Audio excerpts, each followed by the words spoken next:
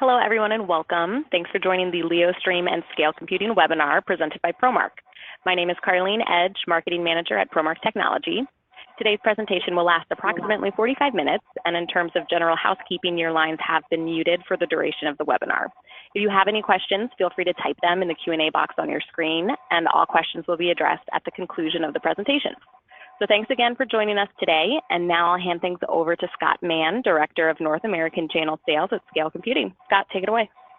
Thank you very much, Carlene, and welcome everybody. For those that are familiar with some of the presentations that we've done in the past, usually I'm the one speaking on them. But for today, we actually have some guest speakers with us. Alan Conboy, who's Office of the CTO for Scale Computing, and Karen Gondoly, who is the CEO/VP of Product Management for Leostream. So today we're going to be talking about HC3, our scale solution, as well as Leostream and the partnership that we have with them. A great tagline that we like to go by is VDI for the rest of us. So just kind of some of the myths associated with VDI in the modern era.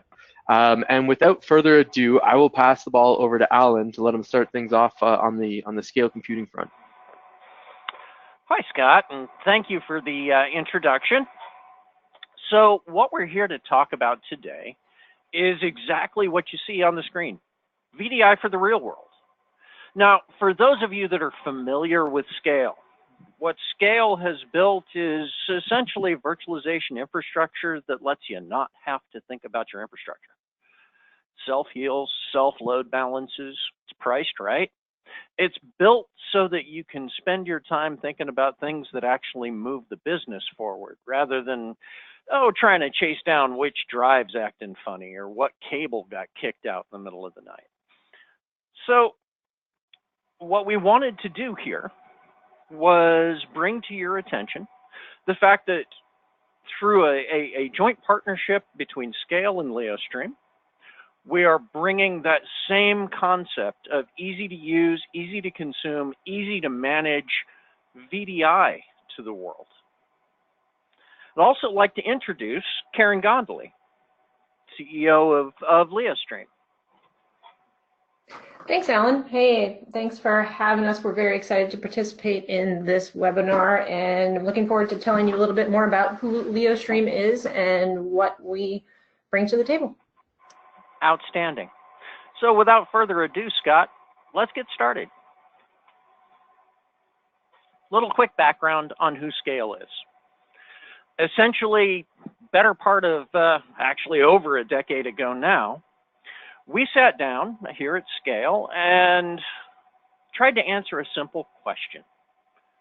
Why was highly available virtualization so complex, so expensive? Why did it have so many moving parts from so many different vendors? And how could it be made better?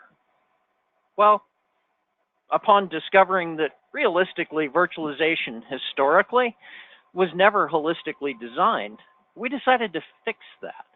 Start with a clean sheet of paper and build out a virtual infrastructure, an entire virtual architecture from the ground up, with the real world in mind. One in which you didn't need to be a VCP and a CCNE and a SNIA certified storage engineer just to be able to make it go. Now, this radical simplification of how virtualization should be done in the first place has resulted in our HC3 platform, running on things as small as the Intel NUC all the way out at the edge, to the fog, to the core, to the cloud, and back, done across the board in such a way that it's consumable by anybody, and done at a price point that nobody else really gets anywhere near. Highly simplified, highly available, lose any component anywhere at any time, but realistically, it's built because you have better things to do with your time than chase down virtualization issues and server issues. It's autonomous HCI. This from the folks that coined the term hyperconverged in the first place. So let's move forward a little bit. Over the last decade and change, you've seen it roll out globally. Organizations, they just don't want complexity. They don't need it. We've all got way too much to do to waste our time the way we had to through the last decade, chasing down componentry, getting vendor A and vendor B and vendor C to all play nice together. We've also discovered over the last decade that while the cloud has its place, quite frankly, an awful lot of data is generated outside the confines of the traditional legacy data center and cloud. Now, this has been summed up in a term you guys will have heard as edge computing. Now, IoT, that's part of it. Smart sensors, smart everything. It needs something local to talk to for immediacy of decision making, for determining what's important and what isn't. It's very much a hybrid world. Well, that's what HC3 addresses. Whether you're an SMB or a mid-market shop or a distributed enterprise, a grocery store chain, a oil derrick out in the Gulf, HC3 has a line specifically for you. Let's face it, the way we all used to do things, that inverted pyramid of doom of servers plus switches plus SAN plus hypervisor plus somebody else's DR, that just doesn't cut it in today's world. Next, Scott. So, VDI. For the past decade and a half, anybody that followed the analysts out there in the world, they always had the same prediction every January. This will be the year of VDI. You know what it never was? The year of VDI. Reasons why are simple. Much like virtualization itself, it was complex, it was awfully expensive, far more so than your average SMB or mid-market consumer could ever contemplate. The benefits were wildly outweighed by the complexity, the cast of associated servers. It was hard to set up, a lot of moving parts, and it required specialists. Matter of fact, the only folks historically that could really take advantage of VDI were very large enterprises that could benefit from a scale of 10,000 plus seat implementations. Well, there's been a huge demand for VDI for years, but one that wasn't complex, one that could go from out of the box to carving desktops in a matter of less than an hour. That's what Scale and Leostream have set out to create. Next.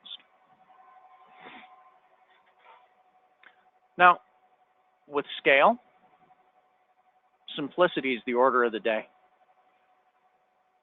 Unified management, no LUNs to deal with. The storage self-heals, self-load balances. The virtualization platform itself does the same thing. Self-healing, self-load balancing, DR, all of the table stakes features that virtualization has come to mean, simply built in. Start with a single node, grow to match your needs.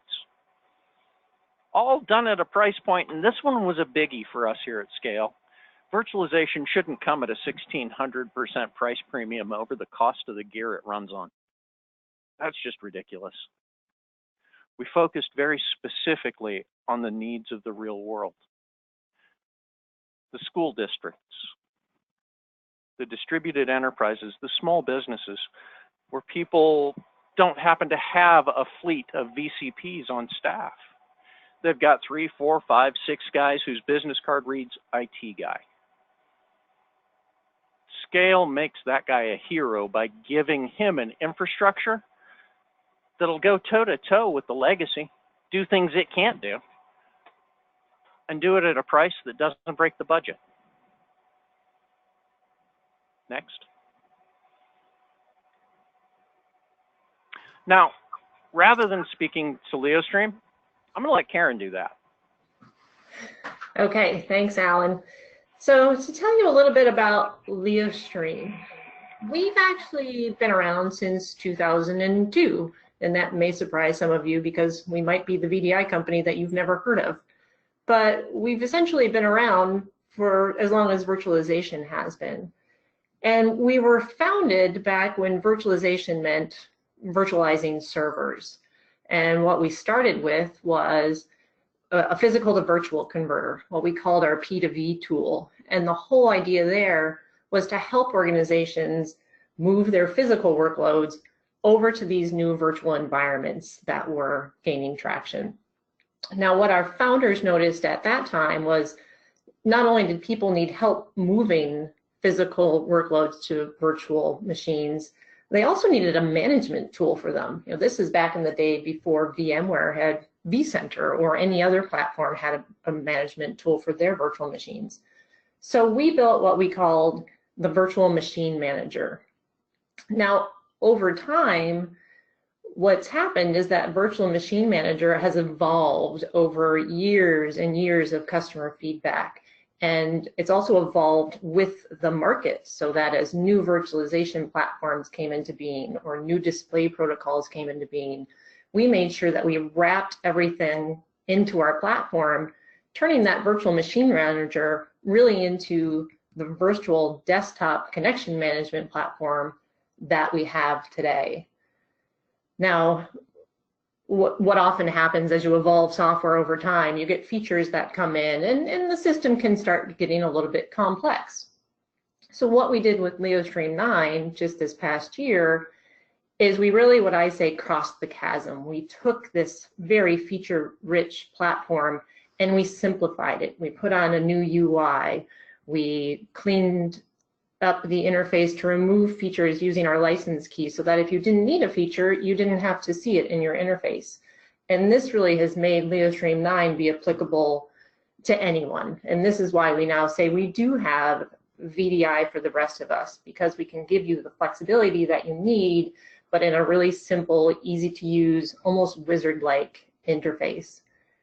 Now Leostream as a company, we're deployed around the globe. You see just a small example of the different types of customers and companies that use our platform to manage their virtual desktop infrastructure and the remote access to those platforms.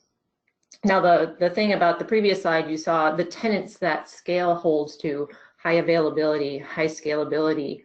This is why our teams and our products work so well together, is that those are the same tenets that we've designed the Leostream platform around from the get-go. What's next? Oh, so in addition to the platform and the functionality that it provides, one of the nice things about working with Leostream is you're not just working with the product, you're really working with our team. If there's something I'm very proud about with how we've structured this company, is that we are very focused on our customers' success. And that goes from ensuring that the features and functionality you need are in the product, to working with you through your deployments and through any type of service calls that you have. It's quotes like this one you see here from Paris Community Health, which is a joint customer of Scale Computing and Leostreams. These are the types of quotes that I hear often and which just make my day, because it really stands to the type of company that we are, and while we're excited to work with everybody. Right, Alan, you want to go into this part? Absolutely, I'd be happy to. So to really understand what VDI is, it's best to think of it as a three-legged stool, okay? Leg one. Let's go ahead and jump there. It's the virtual infrastructure. The virtual infrastructure that underlies your virtual desktop initiative, your virtual desktop infrastructure. Now, historically, that could have been VMware, that could have been Hyper-V, that could have been Zen, that could have been Rev, that could have been any of many, but they all shared a common problem: complex, expensive, not holistically designed, pieces, parts from different vendors that you as a sysadmin got the joy, air quotes, of trying to keep held together. Required specialists from multiple disciplines in the IT world to really make it work. Well, for those of you that know Scale, you know that we have infrastructure handled in spades. Automated, really don't have to think of it. To paraphrase the Army, it's very fire and forget. Bring it up, tell it to go, and it just does. You don't have to spend time thinking about it anymore. It does exactly what it's supposed to do. Now, leg number 2, when it comes to VDI, that's the connection broker. Now, the connection broker, what it really is the piece that ties your end users to infrastructure, automates the life cycle management of those desktops, when to spin up new instances from golden master image, when to power them on, when to shut them down, when to delete them, how to connect users from AD or LDAP directly to individual instances as they're brought online. The connection broker also needs to know how to speak directly to leg number 1, the infrastructure piece. Because at the end of the day, it's really all about automation. Okay? The benefit of VDI has always been a benefit for the sysadmin. I don't have to run around to 1 or 2 or 3 or 4 or 5 or 600 desktops applying patches and fixing user issues. I manage a golden image. Well, historically, it had the same problem that infrastructure had. There were folks that did it, whether it's Vue or Citrix or pick your poison. But there was always a pile of licensing and a cast of supporting servers to be able to make that happen. Well, that's the beauty of Leostream. They've been able to eliminate all the cruft and bring the same simplicity to the connection broker, the lifecycle manager, that Scale brought to infrastructure. I don't want to try and oversell this, but it's a very important point. Instead of having to have 5 or 6 or 7 different dedicated servers to handle the overhead tasks associated with VDI, with Leostream, you got 1. 2 if you want to run a gateway. And it installs with a single curl command. Could not be simpler if it tried. So, realizing these first 2 legs of the stool that is VDI really required 2 partners to work very tightly together. Scale and Leostream decided to tackle this why it's never been the year of VDI problem by bringing cost effectiveness and simplicity to a place it had never really been before. Leostream took the time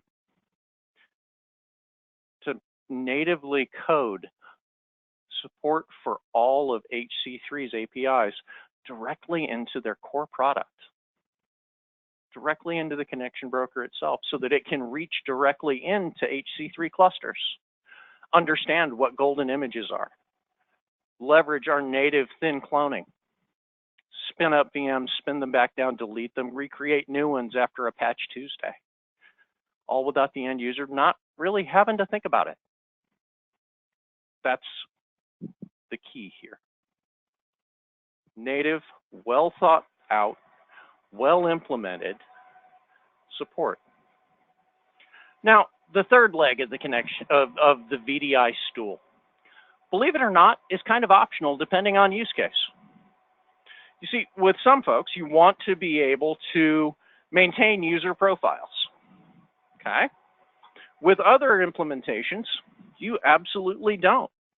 For example, in an office setting, VDI for, say, an accounting group, they want to be able to maintain, they need to be able to maintain their desktop settings, their wallpaper, their My Documents, etc. But in, say, a library kiosk scenario or a classroom, you very much don't want that. You want to be able to simply, as soon as the user logs out, delete the VM they've been using and spin up a new one.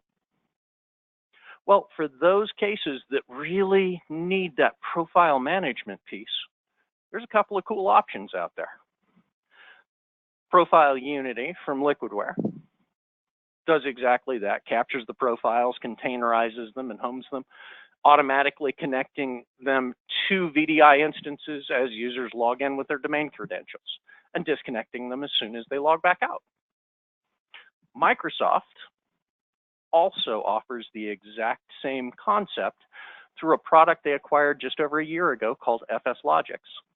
Now, the interesting part about FSLogix, while it works in a very similar fashion, Microsoft has made it free to anybody with RDS CALs. Those three pieces together are what comprise VDI. Those are the three legs of the stool. Next. Karen, back to you. Let's talk a little more about the Leostream platform so people can understand that simplicity better. Sounds good to me. So I know a lot of you are very familiar with Scale, but you're probably new to Leostream. So I wanted to take a little time to just talk to you about what it is that we provide, how it works a little bit together, and then we'll even do a demo showing it working with our Scale environment. So what you see here is essentially a high-level architecture diagram of the 4 components that comprise the Leostream platform. At the heart of it is the connection broker. That's what you see in the center. It is the brains of the operation. It's where you define your pools and it handles your user logins. It's going to track usage of resources for you. It is the one piece of the platform that is basically required. To the left of that, you see the Leostream gateway. As Alan mentioned, it's actually optional. It's a separate machine and it performs gateway functionality, whether that be for remote access, so users outside of your data center network can access their VMs, or maybe you just want to leverage its HTML5 viewer. But again, it is optional in the setup. On the far right, you see the Leostream agent. It's a small component, but a very important one. It is providing information to the connection broker about the user's session so that the broker always knows what's going on in your VDI environment. And then finally, the 4th component on the far left is Leostream Connect. It's a software client, and as you'll see, it's not the only client users can use to log into Leostream, but we do provide that in case you want to have a software version for a login portal. So now let's actually look at each of these components in a little more detail. Of course, we'll start with the broker. So it essentially, when you see its interface there on the right, it's the command center for everything. It is going to give you that single pane of glass where you can manage any of the resources that you're hosting, whether in your data center or in the cloud, and that you want users to have access to. You'll see in the demo that through plans and policies and pools, you have a lot of flexibility in the connection broker to define different types of VDI workflows. And we talk a lot about persistent machines and non-persistent machines, but there's a lot of variation in how you manage those. How long does the user have access to their machine? When do you perform the refresh and delete the machine? We'll show you how you can define that in the broker. Now, as Alan mentioned, one of the keys for these non-persistent workflows is the ability to spin up and tear down machines. And the broker provides pooling capability where you can set thresholds for the number of machines that should be available, and even do that based on time of day. So for example, for labs, for a university that has labs, maybe you only want your machines running or created during the time that lab is going on. And you can actually automate these types of rules using the connection broker to really optimize your back end. And then of course, one of the things we see people really appreciate in the broker is if you have a single login portal where your users get access to everything, then IT has a single portal where they can track who's using what. And this is important because you can tell, do I have pools that are underutilized? If so, I can leverage that compute for another group of users. Or maybe I have pools that are hitting their limits and I need to actually allocate more compute over there. So using the tracking capabilities in the broker, you really have a pulse on what's going on in your system and can not only automate it, but optimize it as well. So next we have the Leostream agent. And I call it small but mighty because it is a tiny little service for Windows. And we do also have a Linux version, and it's actually a Java version. It runs on Linux and Mac. So that's another strength of the Leostream environment, is you can actually manage all of these different operating systems from a single remote access portal. Now the agent, it's running on the remote machine, and it's telling the broker, what is your user doing? When did they log in? Did they log out? Have they disconnected? Did their session go idle? And you'll see that what the connection broker administrator can do is automate events or automate tasks based on those events. So perhaps you want to disconnect the user if they've gone idle for a half hour. You can set up rules that do that so you don't have to watch for those events, they just automatically happen. Now, in the case of a non-persistent workflow, the Leostream agent has one other function which is very important, and that's it is able to join machines to domains and reset host names. So if you are provisioning off new machines, that's another step of the process that we can automate for you, is the domain join and the host name. The last thing that the agent gives is basically those last mile end user experience features. It, along with our Leostream Connect client, both contain a set of USB drivers. And what these allow you to do actually is use your Leostream environment to lock down USB redirection to your remote machine. And the nice thing is you can even do that by location, because what you'll see is that in Leostream, you'll define what the user has access to, not only based on who they are, but also where they come in from. So by using our USB device redirection, you can say, well, if the user's at their desk, there are certain devices that they need to pass through to the remote machine in order to get their job done. But now if they're logging in from a coffee shop, well, I want to lock down USB redirection so my data never leaves the data center. So it's that type of functionality that the Leostream agent brings to the table as well. So the third component is the Leostream gateway. Now, I should mention, Alan did mention that our broker installs on a virtual machine. It's CentOS or RHEL, and that's the same for the Leostream gateway. So the nice thing is you don't use up a Windows Server license installing our component. They'll both install on CentOS or RHEL, and they need to be separate. So the Leostream gateway is on its own machine somewhere, and it is, as we say, a gateway. And it's really a gateway in a few ways. So one thing, your broker is typically hosted on your HC3 infrastructure along with your virtual machines. And that's important because the Leostream agents need to be able to communicate with the connection broker and vice versa. Now the gateway, you want it to be accessible for remote users, but it also needs to be accessible to the connection broker. Now your remote users, well, they can't see your connection broker, they're outside the network. So the gateway acts as a tunnel for broker logins as well. So the user hits the gateway and the gateway redirects the login to the connection broker. So now you don't have to expose your connection broker to the internet, only the gateway is exposed. So the gateway passes along the logins, and then obviously once the user connects to their desktop, it tunnels the desktop connection as well. Now the Leostream gateway can work in two modes when it comes to connecting the user to their desktop. One is what I call client-based access. So if you think in terms of an RDP connection, I launch mstsc.exe, and then that's an RDP connection. That's a client. MSTSC is the display protocol's client. The gateway can launch a variety of different client-based display protocols, but it also includes a built-in HTML5 viewer for clientless access. So now if my users have Chromebooks, if they're coming in from a mobile device, I don't need to install a client, I just use their web browser. And then actually in the web browser, we can launch an RDP, a VNC, or even an SSH connection for those developers who love their Linux prompts. Now the fourth thing that a gateway does, even if you're not talking about remote users, the gateway acts as a gatekeeper to your Leostream environment if you install it.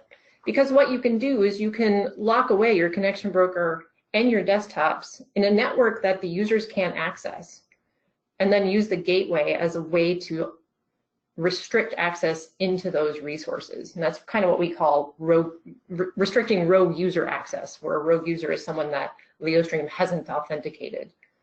So it does give you not only remote access, but a little bit more control over securing your environment in isolated networks. All right.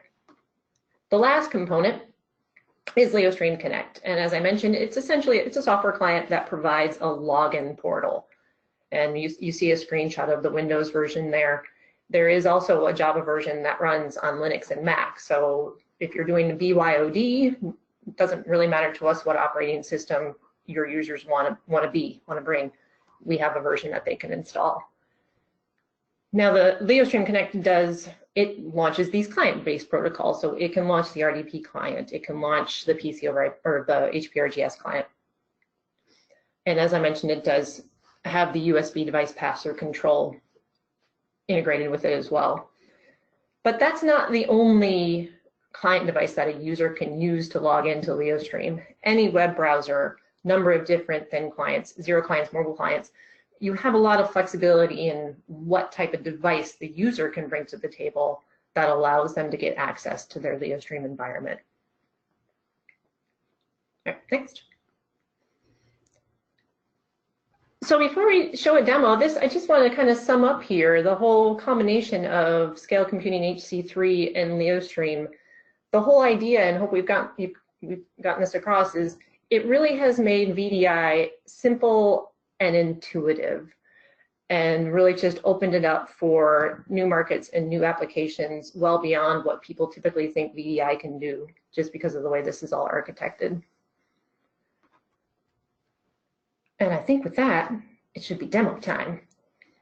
So Scott's going to pass over the ball to me. I'm going to show my screen.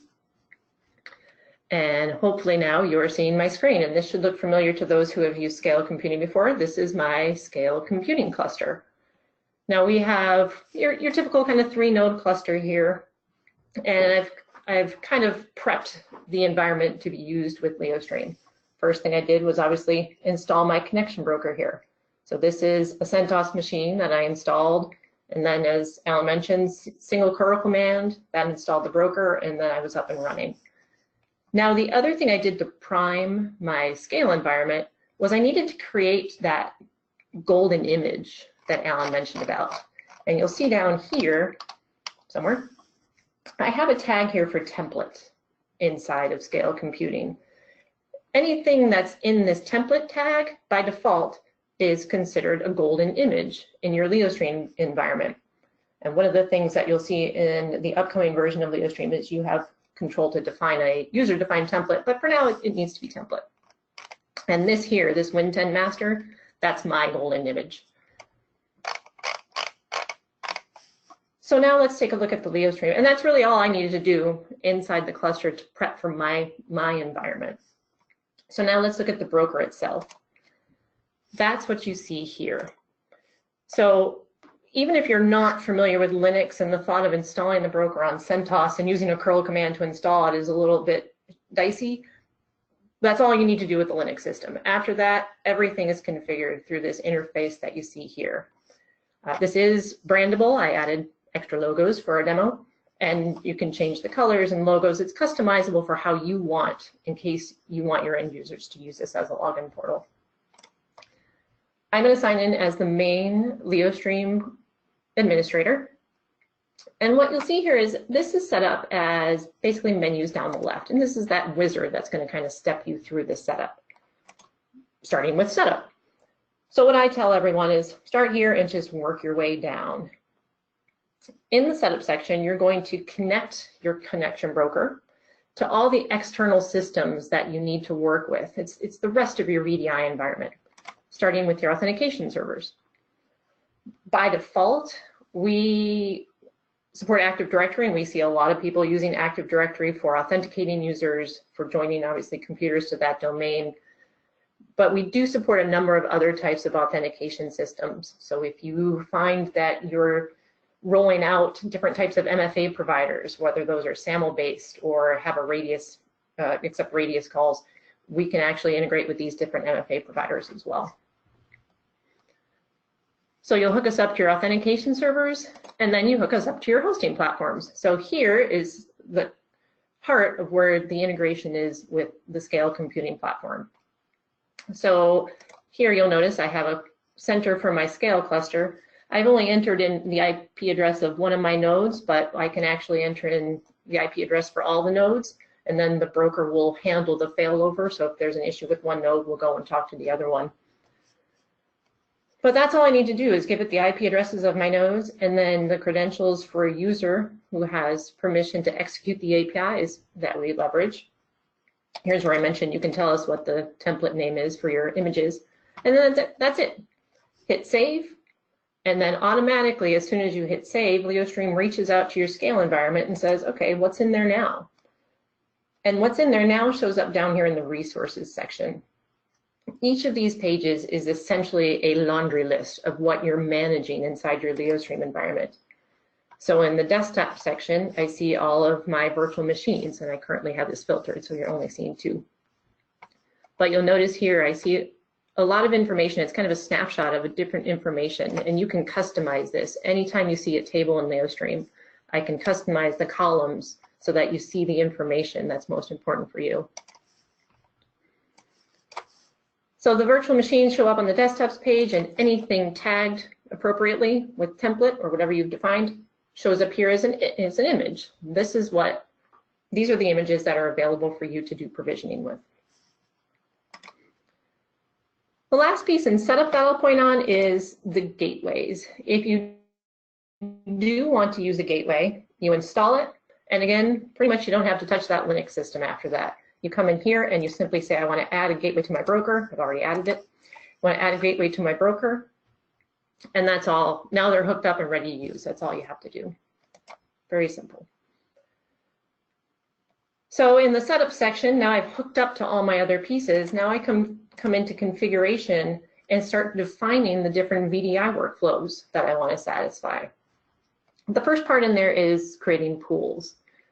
Now, pools in Leostream have a few different functions.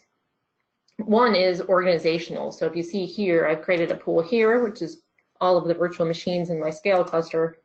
And then I've kind of created subpools. And some of this is just for me as organization. For example, here's one that's all of my demo VMs. And then some are based on how I want to offer these desktops out to users. So in my particular example, I'm saying, here I have some staff VMs. These are going to be persistent VMs, belong to the staff member when they log in. But then I have some classroom VMs. These I want to refresh so the student uses it, and when they're done with the class, it goes away and a new one starts up. So what I actually did was, for my staff VMs here, I used Leostream provisioning tools to pre-populate the pool. I had a master image for those, and then I came in and said, you know what, I want 2, but I don't want any more than 2. And then I came in and set the parameters that define how I'm going to create those machines. So I set a naming convention, I said which template it was going to be created out of, and then I indicated if the machine should be deletable or not. Well, in my case, these are persistent, so I don't want to delete them, so I left that blank. As soon as I saved that pool, it spun up the 2 staff machines that you see here. So now these are waiting and ready for users. But now let's look at the classroom. So here I haven't actually started the provisioning on this yet. I'm going to have a class, but it hasn't started yet. So there's a couple things that I could do here. I could just come in and say, well, let's provision off 5 machines right now. But you can also do this based on time of day. Here's where I mentioned if you are using this pool for a class that runs Monday through Friday, always at 1 p.m. or whatever, you can actually use these start times in here to schedule provisioning at a certain time. Now I know if I try to do that on the fly, I'll get the time wrong, so I'm just going to use this method. So here, look what's going to happen. Right now, I'm asking for 5 desktops, and this pool size information here tells me I have none. So 5 machines, I'm going to provision into my Scale cluster. There's my name, there's my template, and these are going to be deletable. So now I'm going to save that pool. And as soon as I save that, I can come over here to the system log page and see that the connection broker is starting to trigger the provisioning. It's going to start creating those machines. And I'll see that happening over here in Scale. It's basically taking a snapshot, cloning the master, and then starting up these new machines. So there's one, it'll start another one. And now Scale in the background is handling placing those machines on the appropriate node in my cluster. So all we're doing is we're telling Scale, hey, here's what we need and here's how you create it. And then it's actually using all of the logic it has built in to place it in the best location. And I'll continue seeing all of that going on while it's here. So while that job's running, let's just look at a few more Leostream aspects, and then I'll show you the end user view. The last point I want to point out here in pools is, notice I am using this pool to join the machines to the domain as well. So once the machine is created, the broker will tell the agent on the machine, okay, join the domain, and then the agent will do its thing on the machine. So that's pools. Now the next thing to think about are these plans. And a plan is essentially a set of rules that's going to be applied to the desktop that's offered to the user based on the pool that we pull it out of. The protocol plan tells us how do we want to connect the user to that machine. So here you see I have an example that's saying if the user uses Leostream Connect, then I'm going to use RDP and pass it through the gateway. This is for remote users using our software client. Now, if that same user comes in from a web browser, I'm going to actually use the HTML5 viewer. It's going to pass it through the gateway and do an in-browser connection. So the protocol plan essentially tells us how. How do we connect the user? These next two plans, power control and release, here's where you start to see more of where the Leostream agent comes in. So as an example, here's a power control plan that automatically shuts down the machine when it's released from the user. Now what does that mean to release a desktop from a user? Essentially, when a user logs into Leostream, we'll offer them the desktops that you've told us to offer them from the pools. And then as soon as the user requests a connection to the machine, they're assigned to that machine. And it's theirs as long as that assignment sticks. To refresh a non-persistent machine or to make a shared desktop available for another user, you need to release the assignment. That release is scheduled by you in these things we call release plans. So let's look at a release plan. Here you see I have a few examples. So I mentioned that our staff are going to have persistent machines. They're going to log in and they're going to be offered a machine from a pool, and then once they get that machine, it's theirs. That means we're never going to release that machine back to the pool. So see this form? It's broken into these events. There's the disconnect, there's the logout, there's the idle. Those are the events that are coming from the Leostream agent. So here I'm saying whether they disconnect, log out, I don't care what the user does, I'm never releasing the machine to the pool. Now, a little more interesting plan is a non-persistent plan. So now look at the type of flexibility you have here. Here I'm saying if the user disconnects from their machine, maybe they went to lunch, they're going to come back. I'm going to give them a 30-minute lunch. If they don't come back in 30 minutes, I'm going to release their machine to the pool. If they do, they can continue using it. But now that, after 30 minutes, this little event here, this releasing to the pool, that triggers this section of the plan down here.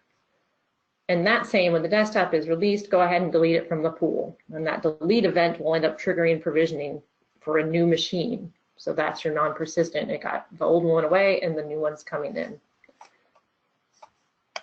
So the point I want to make there is that these sections nest. So an event that happens based on a different event triggers the next section of the plan. And so you have a lot of flexibility in indicating, when does that machine get released? When should it be shut down by nesting these events? So we've created pools and we've created all our plans. They come together in what Leostream calls policies. So here, for example, in my classroom policy, I'm saying I want to offer this student one machine from my classroom VMs. And then down here are the plans that are associated with it. So I'm going to connect them using the HTML5 RDP client, and it's going to be a non-persistent machine. But before I show you what that looks like to an end user, you need to see how does that get applied to the end user. And that's done in these assignment tables here. Now, if you remember in the setup stage, I created authentication servers and I had two rows there. Let me show you. we have a Leostream domain and a sub-dev domain here. If I look here in the assignments page, it's the same 2 rows. The broker automatically creates these rows when you create an authentication server. And inside of there are the rules that you create that indicate how we assign policies and essentially pools and desktops to users. So by default, it says based on the group the user belongs in, or AD member of attribute, and where they come in from. If you remember, I said in Leostream, different things are based on locations. A location is Leostream is essentially a group of clients, and you have the ability to define what those locations are. But here I've essentially said, when users come in from a Leostream client, that's Leostream Connect, they're going to get a staff VM, and users coming in from a web browser, they get a classroom VM. Now, you go through all those configuration steps before you have users logging in. You want to try it out, make sure you got it all right. Well, we have this handy little test login feature, so you can do that. So let's simulate just my login as an end user, and let's say I'm coming in from a web browser. I run the test, and I see the logic that Leostream is going to step through once that user really does log in. So here it finds me in my authentication server, looks up my member of attributes, and then it starts stepping through the assignment table for that authentication server. And what Leostream does is it steps through the rules until it finds the first rule that the user matches. And then that defines the role and the policy that that user is going to have. And now here I ultimately see the VM that I'm going to be connected to. And here you should see now, there's the 5 VMs. They're all there. They've been joined to the domain. I can come over here and click status to make sure the Leostream agent is communicating properly. And so I should be ready to rock. So here, same web interface, same IP address, but I'm going to log in as an end user. Again, you have control over what you want this to look like, so you can customize it for your brand. And then I'm going to go ahead and connect to that machine. Now, these were new machines, right? So in the background, what's happening is the Leostream agent is adding my user to the RDP group, so I have permission to RDP to the machine. And then the gateway is taking over the connection and launching the HTML5 connection here in the browser. What you see here on the system log page in the broker is you see all of that going on. So I can see when I logged in. I can see what machine the user was offered. Once the login finishes, it's doing my roaming profile because I don't have FS logic. But once the user logs in, the login finishes processing, you'll see the Leostream agent notification come in, and then everything's off and running. So there's my Leostream agent notice. There's my section being logged in. And now we're good to go. And then for this particular machine, I'll wait until the login finishes, and then when the user logs out, you'll see that the machine will get deleted. This is the login's taking a little longer than it did last time I did this. But I have no control over that from Leostream's perspective. I logged in. Well, while that's going, I'll show you here. So now here on the desktops page, you saw this assigned user column. Before it was empty. Now you see that machine is assigned to me. And that's another handy part of this page. Once you're kind of up and running and going, you can always come to this page and see who's using what. I can click the status link to see that the Leostream agent notifies me that, yep, that user is logged in. And you, as the admin, can even come in here and forcibly log the user out. So now if somebody leaves for the week and they forgot to log out of the system, you can force it out that way. And that is essentially the demo. I will try and figure out how to hand it back to Scott.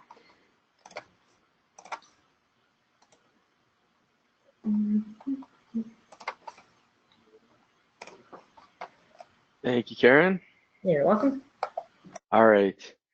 I'm just going to show the last screen here. Thanks, everybody, for joining today. If there's any questions, feel free to type it into the questions chat in the bottom. If not, I put everybody's contact information on here. So if you have any questions that are scale related, feel free to reach out to Scale channel at scalecomputing.com. The Leostream folks, if you have any opportunities, maybe if they're not tied to Scale, feel free to reach out to them, sales@leostream.com. And at the end of the day, you can always contact your Promark team, your local rep, anybody on the team, and they can direct you to the appropriate individuals within our teams as well, so that you don't have to go to, you don't have to remember all these different reps to deal with. And in regards, if there's any questions to specific partnership inquiries or anything like that, feel free to reach out to either of us. This is a very close relationship that we have with them, and we both happy to address any questions that everybody has. It looks actually like we have some questions coming in. And that looks like, is that, do you want to take that one, Alan, or is that more of a Karen? Let's see, with the end of Win 7 drawing near, and a lot of my desktops are near 5 years old, what would be a recommendation to avoid the purchase of new computers to make that transition to Windows 10? Well, Rod, that's actually that's a very appropriate question. One of the things Karen didn't demonstrate is Leostream Connect.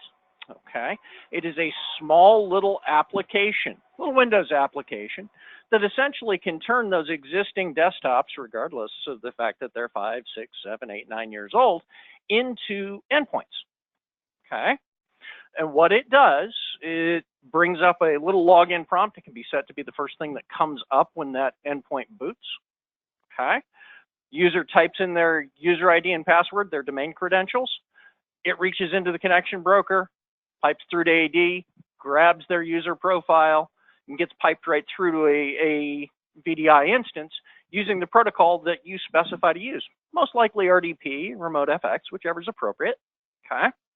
What that does is allows you to build those Windows 10 Golden Master image, publish them, set up the appropriate pools for the appropriate users, and not have to go rebuy those desktops because they're not using local processor. They're not using 5-year-old RAM. All they're doing is running the session for you.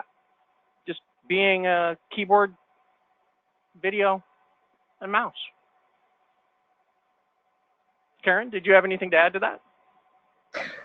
No, that was great. The only thing I would add is that Leostream Connect application that Alan mentioned, what we see people do if they want to repurpose old hardware, so you'll take your Windows 7 machine and they'll become your client devices, and you can run Leostream Connect in the shell. And so really what happens, the user logs into the Windows 7 device, and the only thing they see is Leostream Connect running. They can't actually get to the Windows 7 operating system that's underneath. And you can even take that one step further, which is you can run it in the shell and use what we call our client-side credential provider. So the user will log into the Windows 7 laptop, and not only will Leostream Connect launch, but it'll grab the credentials from the Windows 7 from the Windows laptop login that they just did, and just automatically connect them into the broker and then their Windows 10 machine. So from the user's perspective, they logged into their laptop, but what they're connecting to is that Windows 10 machine that you're hosting. Awesome. Does that answer your question, Rod? Awesome. Thank you very much, both of you, for answering, and thank you for the question, Rob. So just to wrap things up here, unless I see any more questions come in, feel free to reach out to any of us on the Scale side. If you are, we can add we made it so that this is very fluid, seamless. We can add it all to a single quote, whether it be through Promark or on our side as well. A single part number that's added to a Scale quote that runs through Promark. And if there's any questions, if anybody wants to see the PowerPoint presentation, feel free to email channel@scalecomputing.com. Happy to send that. We'll also be sending out a recording of the video if anybody wants to distribute that internally. And without further ado, thank you very much, Karen and Alan. That presentation was fantastic. Appreciate you both jumping on here and going through that with us. Very informative. And thank you all for joining us. If there's any questions, feel free to reach out. And other than that, have a great day, everybody. Thanks, everybody.